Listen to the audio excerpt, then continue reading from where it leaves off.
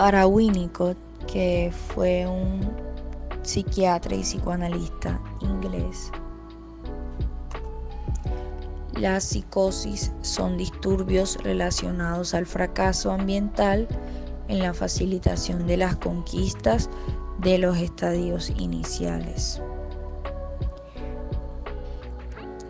Es especialmente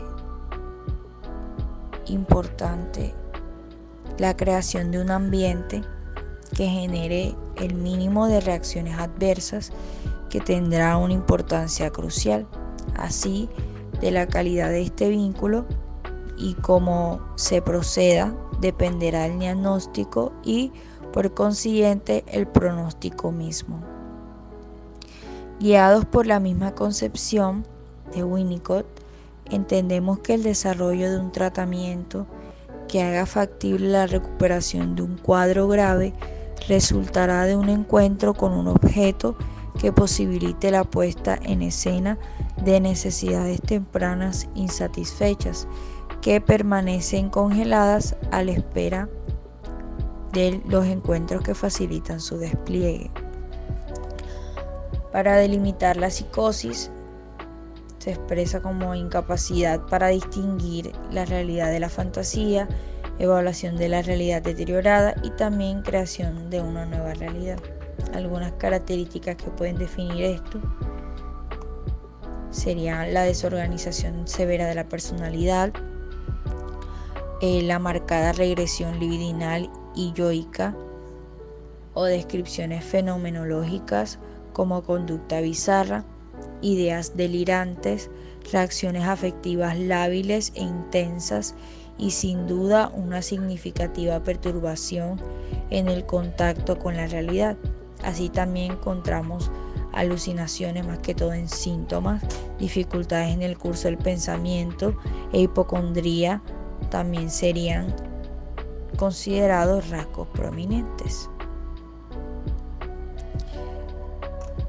Así, si identificamos parte de todos los síntomas que anteriormente mencioné, es muy probable que la visita del paciente a la consulta sea tardía y que ya haya pasado a algunos años desde el comienzo de su enfermedad y también quizás haya vivido más de una experiencia terapéutica desde su primera consulta.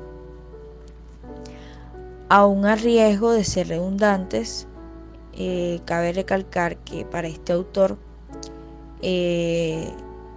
considera y define los borderlines como poseyendo un núcleo psicótico central y rígidas defensas, que así de manera que también estos pacientes presentan problemas psicopatológicos y terapéuticos que se acercan mucho a los psicóticos.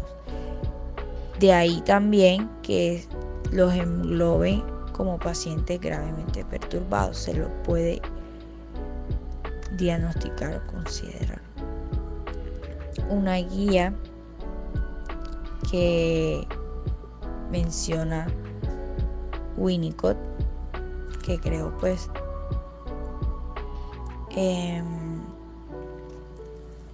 para determinar cómo un analista, psicoanalista debe tratar a un psicótico. En él encontramos unos pasos y vemos que el analista debe ser audaz, debe permitirse ser contradictorio en este sentido que los caminos del tratamiento del psicótico no mayormente son idiosincráticos y requieren de un gran esfuerzo personal del analista para conducirlo. Este deberá tolerar ser por tiempos muy prolongados inexistente, y así tendría que también soportar la transferencia intensa, cambiante y habituante actuada por el paciente que es psicótico. El terapeuta también deberá ser auténtico, ya que si su labor no está encarnada en lo que es su personalidad, en ser auténtico, este no durará mucho al tiempo frente al dicho tratamiento con el paciente. También si un analista normalmente podría manejar o podría tratar solo a uno o máximo 2 psicóticos por vez, ya que esto mayormente no resistiría mucho más. Y esto es porque para sobrevivir necesitará ser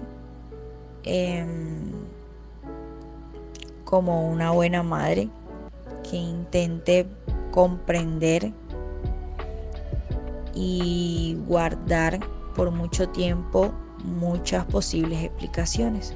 Y también finalmente el paciente es sin duda una función muy importante del psicoanalista.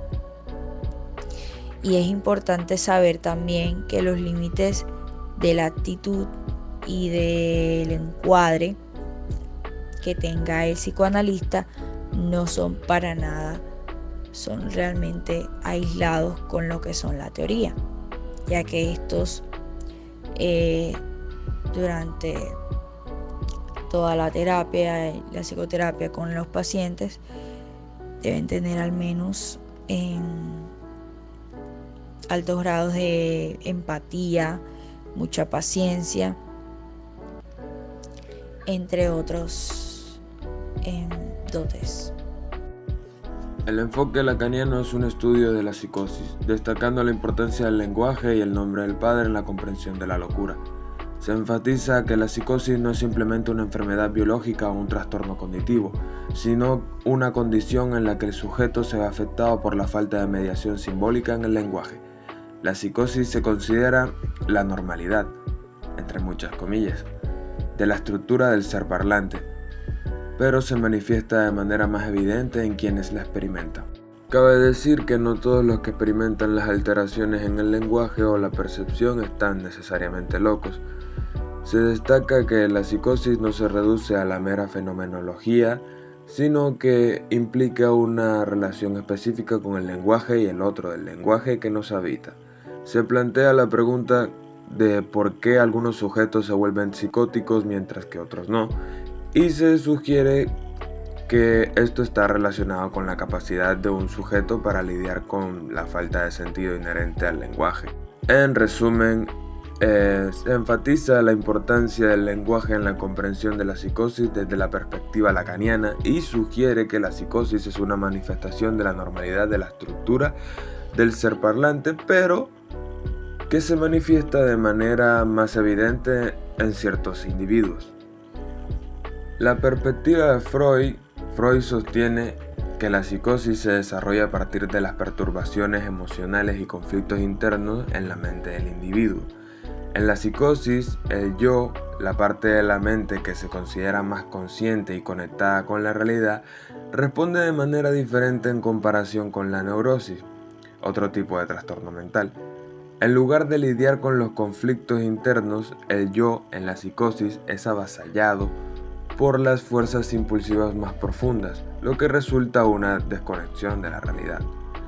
Freud también sugiere que en la psicosis se crean formaciones delirantes como una especie de mecanismo de defensa para evitar enfrentar el dolor de la realidad, y estos delirios actúan como parches para encubrir la verdad incómoda. En ambas, neurosis y psicosis, se observa una desconexión del yo con la realidad. Pero Freud argumenta que la principal diferencia radica en cómo intentan lidiar con esta desconexión. En la neurosis, básicamente, esta desconexión se aborda principalmente en la fantasía, mientras que en la psicosis se busca reemplazar completamente la realidad. Freud también señala que esta reconstrucción de la realidad en la psicosis se basa en fragmentos del vínculo que el individuo tenía con la realidad antes de la psicosis. es decir, pequeños guiños de realidad dentro de la propia psicosis. También dice que el superyo es una parte de la psique relacionada con la moral y la autoridad. También se desempeña un papel en la desconexión del yo con la realidad en la psicosis. Bajo la perspectiva de Lacan introduce el concepto de forclusión, que describe cómo un individuo rechaza un significante importante, en este caso, el nombre del padre. Esto afecta la capacidad del individuo para regular sus deseos y emociones a través del lenguaje simbólico.